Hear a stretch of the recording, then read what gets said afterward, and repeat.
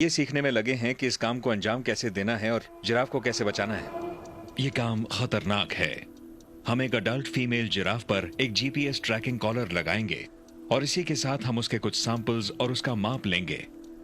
आपको तेजी से आगे बढ़कर उसे रस्सी लगानी होगी। आमतौर पर हम टीम के सबसे तेज और ताकतवर को आगे रखते हैं और उसके लिए हमें नहीं, वो तुम नहीं हो।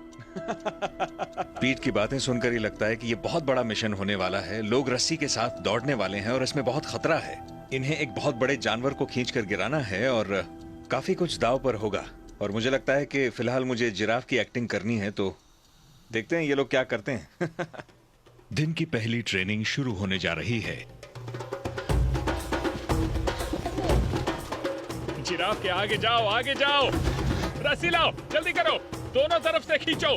पकड़ो पकड़ो और गिराओ।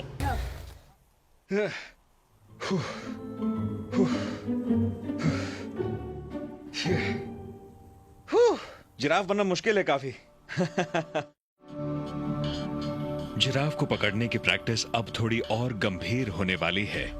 यकीन मानो, मैंने बहुत लोगों को घायल होते देखा है। किसी की जान नहीं गई, मगर किसी का हाथ टूट गया, किसी का पैर, और ये अक्सर होता है। इसलिए सावधानी जरूरी है। इस बार मैं पीछा करने वाली गाड़ी चलाऊंगा और जिराफ कोई और बनेगा।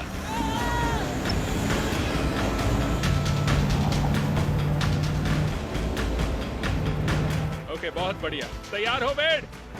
चलो जाओ जाओ जाओ जाओ जाओ। और ऊपर, नीचे से जाओ, कूद जाओ।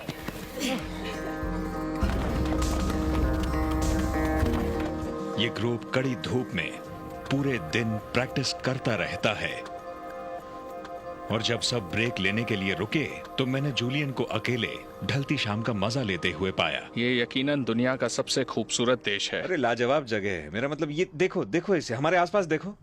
अगर इसे ऊपर वाले ने गुस्से में नहीं बनाया है, जैसा नमीबिया को कहते हैं, तो पता नहीं किसे बनाया होगा।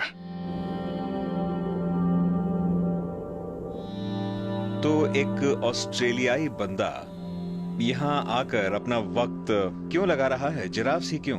मैं जब जवान था तो एंजॉय करने और घूमने के लिए अच्छा। अफ्रीका आया और यहीं पर मुझे अपना पैशन मिल गया। मुझे तो सोचकर हैरानी होती है कि कोई और जिराफ पर स्टडी नहीं कर रहा। एक बायोलॉजिस्ट होने के नाते मैंने सोचा इस कमी को पूरा करना चाहिए। मेरे लिए ये एक पैशन है। सच कहूँ तो इसमें कोई खास पैसे नहीं मिल रहे। हम यहाँ एक बदलाव लाने के लिए हैं और हमें दुनिया भर का साथ मिल रहा है, जो उम्मीद है बढ़ता जाएगा। अगर हमने आज कुछ नहीं किया तो हम इस खूबसूरत जानवर को हमेशा हमेशा के लिए गवा देंगे। बिल्कुल, मैं मानता हूँ जूलियन। और पता है, जिराफ की किस्मत अच्छी है कि उन्हें तुम मिले हो।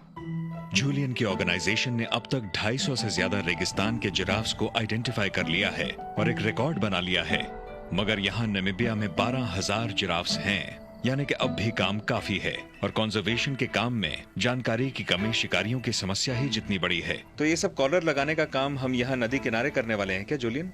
हाँ, जिराफ यहाँ बहुत ही बड़े इलाके में फैले हैं। मैं यहाँ 50,000 किलोमीटर की रेंज की बात कर रहा हूँ। तो हम नहीं जानते कौन कितनी दूर जा रहा है, कौन कहाँ जा रहा है, कौन किसके साथ मेट कर रहा है। हाँ। तो हम यहाँ कुछ जिराफ्स को ट्रैकिंग कॉलर लगाएंगे। अगर हमें पता चल गया कि वो कहाँ जा रहे हैं, क्या कर रहे हैं, तो हम उन इलाकों में उनको सुरक्षा दिला सकते हैं। बिल्कुल सही। खैर, जिराफ की एक्टिंग करने के बाद मुझे तो समझ में आ गया है कि ये जिराफ के लिए बहुत मुश्किल है। बहुत से लोग मुझ पर चढ़ रहे थे, सब लोग चिल्ला रहे थे। पता नहीं कल क्या होगा, लेकिन मजा आने वाला है। हाँ, कल का दिन तो और भी एक्साइटिंग होगा। देखते हैं क्या होता है।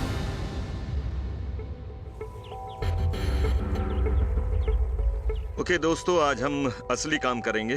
कल हमने इसे मस्ती में लिया, मगर आज ऐसी गलती मत करना। तुम्हारी जान जा सकती है या फिर जिराफ की भी जा सकती है। बेवकूफी मत करना। जैसा कि हमने युगांडा में किया था, जिराफ को एक जानलेवा बेहोशी की दवाई देकर सुरक्षित जमीन पर लेटाना होगा। सुनकर अजीब लगेगा, मगर हमने देखा है यही सही है। अगर डोज कम हो तो असर होने में टाइम लगता है और जानवर भी थक जाता है। इसलिए हम तो हम ज्यादा ओवरडोज करते हैं उसे। हम बहुत ज्यादा हेवी डोज देंगे और उसके जमीन पर गिरते ही उसे एंटीडोट तो देंगे। उसे डांट लगाने के बाद अगर वो भाग गया तो वो बेहोश होकर मर सकता है। अब ये इस नई टीम पर निर्भर करता है कि वो जल्द से जल्द जिराफ को गिराएं। आज तो यहाँ काफी कुछ दाव पर है। कल तो इधर काफी सारी प्रैक्टिस चल रही थी, काफी खेल तमाशा हो रहा था, लेकिन आज सब लोग सीरियस दिखाई दे रहे हैं मुझे। गाड़ी में बैठने के बाद हमारा सबसे पहला काम है ट्रैकिंग कॉलर के लिए सही जिराफ को ढूंढना। यहीं रोक दो।